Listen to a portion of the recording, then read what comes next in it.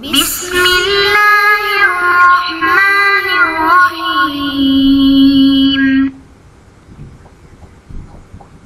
بسم اللہ الرحمن الرحیم۔ السلام علیکم ورحمۃ اللہ وبرکاتہ۔ عزیز طلباء، امید ہے بخیر و عافیت ہوں گے۔ تفسیر جلالین سورۃ الانعام سبق نمبر 271 کے ساتھ آپ کے سامنے حاضر ہیں۔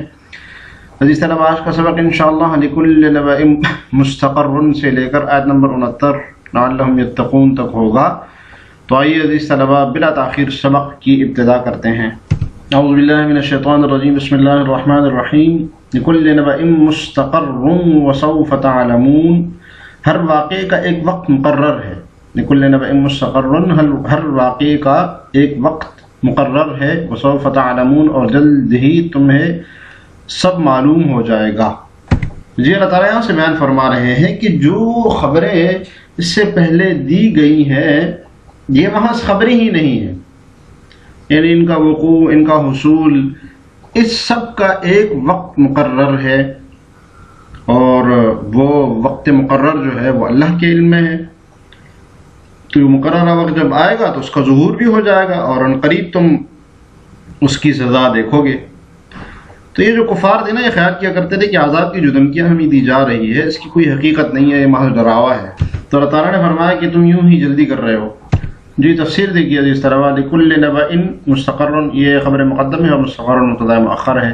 تو نبأ خبر کے معنی میں ہے کہ ہر خبر کے لیے مستقر ایک مقررہ وقت ہے۔ وقت یقع فیہ، ایسا وقت کہ اس میں وہ خبر واقع ہوگی۔ ٹھیک ہے، یقع کی ضمیر نبأ کی طرف جا رہی ہے اور فیہ کی ہی ضمیر مستقر کی طرف جا رہی ہے۔ اور وقت یقع سے صاحب جلالین اس طرف اشارہ فرما رہے ہیں کہ یہ ظرف کا صیغہ ہے، مستقر مفعول کا صیغہ نہیں ہے بلکہ ظرف کا صیغہ ہے، اور ہے بھی ظرف زمان، کیونکہ وقت آ رہا ہے، ظرف مکان نہیں ہے۔ وَيَسْتَقِرُّ وَمِنْهُ عَذَابُكُمْ، کہ وہ خبر اس میں واقع ہوگی اور اس میں وقوع ہوگا، اس میں قرار پکڑے گی وہ خبر، وہ واقعہ۔ تو یہ اللہ تعالیٰ نے اس لیے ارشاد فرمایا کہ وہ کہتے تھے کہ ہمارے اوپر عذاب لے آؤ، یعنی عذاب کو جلدی طلب کرتے تھے کہ عذاب لے آؤ، اگر آپ کی باتیں سچ ہے تو عذاب ہمارے اوپر لے آؤ۔ تو اس کے جواب میں اللہ تعالیٰ نے کہا کہ ہر خبر کے لیے ایک وقت مقرر ہے۔ اب وہ خبر چاہے عذاب ہو، چاہے سزا ہو، یا چاہے جزا ہو، ثواب ہو، تو اس کے لیے ایک وقت مقرر ہے، اور اس کا علم صرف اللہ تعالیٰ کے لیے ہے۔ جی وَمِنْهُ عَذَابُكُمْ، اور اس میں تمہیں عذاب دینا بھی ہے۔ وَسَوْفَ تَعْلَمُونَ، ان قریب تمہیں خبر معلوم ہو جائے گا۔ تحدید اللہم، اس کی تحدید کہ اس کی سختی کیا ہے وہ تمہیں معلوم ہو جائے گی۔ جاگی دیکھیے وَإِذَا رَأَيْتَ الَّذِينَ يَخُوضُونَ فِي آيَاتِنَا، اور جب تم ان لوگوں کو دیکھو جو ہماری آیاتوں کو برا بھلا کہتے ہیں،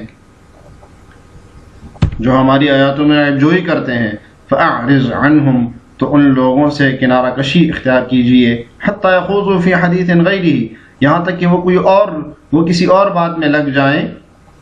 وَإِمَّا يُنْسِيَنَّكَ الشَّيْطَانُ، اور اگر کبھی شیطان تمہیں یہ بات بھلا دے، فَلَا تَقْعُدْ بَعْدَ الذِّكْرَىٰ، تو یاد آنے کے بعد ظالموں کے ساتھ نہ بیٹھو۔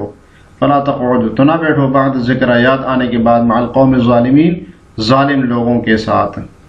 جی مشرکین مکہ قرآن کی تکذیب کے علاوہ قرآن اور ارکان اسلام جو تھے اس کا تمسخر بھی اڑایا کرتے تھے، تو جس سے ان مسلمانوں کو جو کہ ان کی مجلس میں ہوتے تھے بہت رنج اور تکلیف ہوتی تھی، یعنی مسلمان ان کی مجلس میں بیٹھے ہوتے تھے اور وہ قرآن کا مذاق اڑایا کرتے تھے، ارکان اسلام کا مذاق اڑایا کرتے تھے۔ تو اسی لیے اللہ تعالیٰ نے فرمایا کہ جب کفار اور مشرکین ہماری آیتوں کا استہزاء کرنے لگ جائیں، تمسخر کرے، تو تم وہاں نہیں بیٹھو بلکہ وہاں سے اٹھ جایا کرو، یہاں تک کہ وہ کسی دوسری بات میں لگ جائے، تو ورنہ پھر تم بھی استہزاء کرنے والے سمجھے جاؤ گے۔ اور اگر یہ بات شیطان تمہیں بھلا دے تو یاد آنے پر پھر فوراً جو ہے نا وہاں سے اٹھ جایا کرو۔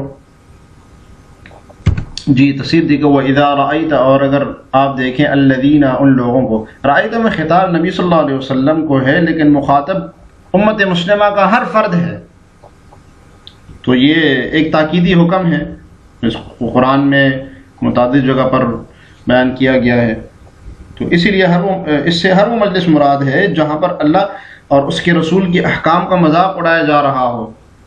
ٹھیک ہے، خاص واقعے کے ساتھ خاص نہیں ہے کہ مشرکین مکہ جب مذاق اڑائیں گے تو پھر وہاں بیٹھنا منع ہے، نہیں، اس کا تعلق ہر اس مجلس کے ساتھ ہے جس میں اللہ اور اللہ کے رسول کے احکام کا مذاق اڑایا جا رہا ہو یا استخفاف ہو اس میں، تو وہاں ایسی مجلسوں میں اول تو یہ کہ غلط بات پر تنقید کی جائے، کلمہ حق بلند کیا جائے، اور نہیں ہو تو وہاں پر اٹھ کے چلے جائیں، وہاں سے جانا بہتر ہے۔ الذین یخوضون، آپ لوگوں کو دیکھیں جو کہ ہماری آیاتوں میں عیب جوئی کرتے ہیں۔ یخوضون خوض سے ہے، خاض یخوض، خوض کس کو کہتے ہیں؟ خوض کہتے ہیں مذاق اڑانا کسی چیز کا، عبث اور لعب کرنا، کسی چیز کے ساتھ کھیل کود کرنا، اس کو خوض کہتے ہیں۔ جیسے کھیل رہا ہوتا ہے انسان تو اس میں بھی بہت اور خوض کر رہا ہوتا ہے، دلچسپی لے رہا ہوتا ہے۔ یہاں پر خوض سے مراد کلام الہی، اللہ تعالیٰ کی کلام میں عیب جوئی کرنا، استہزاء کرنا، تمسخر اڑانا مراد ہے۔ فی آیاتنا، ہماری آیاتوں میں، القرآن، مراد آیات سے قرآن ہے، بالاستہزاء، صورت کیا ہے اس کی کہ خوض کرتے ہیں استہزاء کے ذریعے۔ صورت خوض کیا ہے کہ استہزاء کرتے ہیں۔ حکم ہے کہ اعرض عنہم، تو ان سے اعراض کیجیے۔ جی حکم نبی صلی اللہ علیہ وسلم کو ہے لیکن امت کے ہر فرد کو ہے۔ ولا تجالسہم، اس اعراض کے حکم کے ضمن میں یہ بھی معلوم ہوتا ہے کہ یہاں پر لا تجالس کا حکم بھی ہے کہ ان کے ساتھ بیٹھنا بھی نہیں، حتی یخوض فی حدیث غیر، یہاں تک کہ وہ کسی اور بات میں لگ جائیں، جی کسی اور بات میں لگ جائیں، یعنی کہ اس استہزاء کے علاوہ اور باتوں میں جب لگ جائیں پھر ٹھیک ہے۔ اب خوض جو ہے یہ اصل میں کہتے ہیں دریا میں پانی میں غوطہ لگانا، تو یہاں پر مشبہ بھی کے طور پر خوض کو لیا گیا ہے، استعارے کے طور پر خوض استعمال ہوا ہے کہ آیات اللہ یعنی قرآنی آیات جو ہے قرآن کو بحر دریا کے طور پر جو ہے پیش کیا گیا ہے، اور خوض یعنی اس میں غوطہ لگانا یہ استہزاء، عیب جوئی اور تمسخر کے طور پر پیش کیا گیا ہے۔ اور یہاں پر صرف اس کی لوازمات، مشبہ بھی کی لوازمات بیان کیے گئے ہیں۔ فی آیاتنا، تو جیسے پانی میں بھی انسان غوطہ لگاتا ہے تو فرما رہے ہیں اللہ تعالیٰ کہ ہماری آیاتوں میں غوطہ لگاتے ہیں یعنی عیب جوئی کرتے ہیں، تو یہ گویا کہ استعارہ ہے۔ حتی یخوض فی حدیث غیر، و اما فیہ ادغام نون ان الشرطیت فیما الزائدت، فرما رہے ہیں کہ اما کی لغوی تحقیق کر رہے ہیں کہ اصل میں ان ما تھا تو نون کا میم میں ادغام کر دیا، نون کو میم کر دیا اور میم کا میم میں ادغام کر دیا تو اما ہو گیا۔ فی ادغام نون ان شرطیہ فیما، اس میں نون کا میم میں ادغام کر دیا، زائدہ ادغام کر کے پھر یعنی پہلے نون کو میم کر دیا اور میم کا میم میں ادغام کر دیا تو انما سے اما ہو گیا۔ ینسینکا، اگر بلا دیں آپ کو، بسکون النون، نون کے سکون کے ساتھ ہے، اور تخفیف ہے ینسینکا، یہ نون کی سکین ینسینکا نون کی سکون کے ساتھ بھی ہے، اور تخفیف ہے اور تخفیف کے ساتھ بھی ہے، بیان قرات بتا رہے ہیں، وہ فتح ہے اور فتح کے ساتھ بھی ہے جو کہ ہم پڑھتے ہیں ینسینکا، وہ تشدید ہے اور فتح اور تشدید بھی ہوگا جو کہ ہماری قرات ہے۔ الشیطان، اگر شیطان آپ سے بلا دے اس بات کو کہ ان کے ساتھ بیٹھنا نہیں ہے، فقعدت معہم، تو پھر آپ بیٹھ سکتے ہیں ان کے ساتھ بیٹھ سکتے ہیں۔ فلا تقعد بعد الذکری، مگر یہ کہ یاد آ جانے کے بعد ان کے ساتھ نہیں بیٹھنا، ای تذکرۃً، یعنی جب یاد آ جائے کہ ان کے ساتھ نہیں بیٹھنا پھر وہاں سے اٹھ جائیں، مع القوم الظالمین، ظالم قوم کے ساتھ۔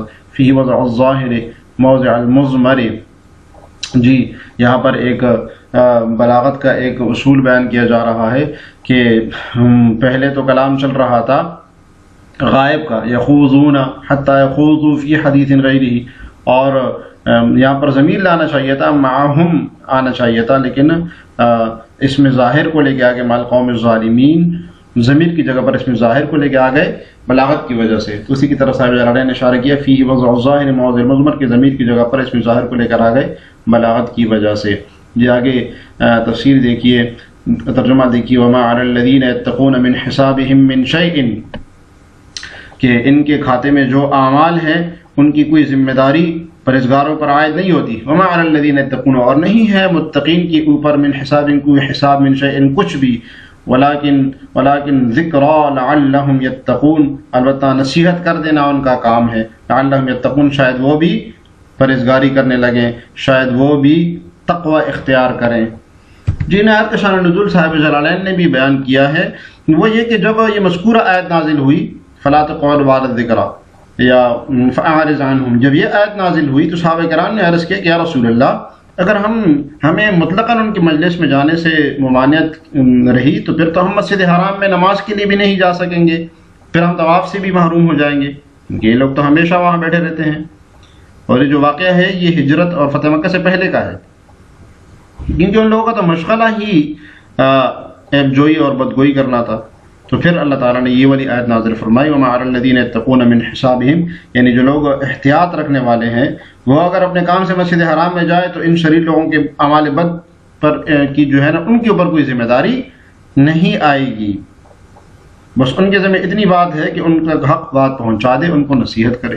جی صاحب جلالین نے اسی شان نزول کی طرح اشارہ کیا ہے، وقال المسلمون، مسلمانوں نے کہا ان قمنا کلما خاضو، کہ اگر ہم کھڑے ہو جائیں ان سے، ان کے پاس نہ بیٹھیں، کلما خاضو، جب بھی وہ خوض کرے یعنی کہ استہزاء کرے قرآن آیات کا، لم نستطع، پھر تو ہمیں استطاعت نہیں ہوگی ان نجلس فی المسجد، کہ ہم مجلس میں بیٹھ جائیں عبادت کے لیے، ورنطوفا، اور یہ کہ ہم وہاں پر پھر طواف کریں، یہ تو پھر ہم نہیں کر سکتے۔ فنزلت، اللہ تعالیٰ نے آیت نازل فرمائی وعلی الذین یتقون، کہ نہیں ہے ان لوگوں کے اوپر جو تقوی اختیار کرتے ہیں، جو ڈرتے ہیں اللہ تعالیٰ سے، من حسابہم الخائزین، ان کا حساب یعنی وہ جو خائزین ہے، وہ جو خوض کرنے والے ہیں، قرآن آیت کا استہزاء کرنے والے ہیں، ان کا حساب تقوی متقین کے اوپر یعنی مومنوں پر نہیں ہے، من زائدۃ شیء، کچھ بھی، اذا جالسوہم، یعنی جب وہ ان کے ساتھ بیٹھ جائیں پھر کوئی ان کے اوپر مواخذہ نہیں ہے، ولیکن، لیکن ایک بات ہے، علیہم ذکرا، ان کے اوپر نصیحت ہے، تذکرۃ لہم، نصیحت دینا ان کے لیے، وموعظۃ، اور واعظ و نصیحت کرنا، لعلہم یتقون، شاید کہ وہ ڈر جائیں، تقوی اختیار کر لیں، بچ جائیں الخوض، خوض سے، قرآن آیات کی استہزاء سے۔ اب اس آیت کے دو مطلب بیان کیے ہیں مفسرین کرام نے۔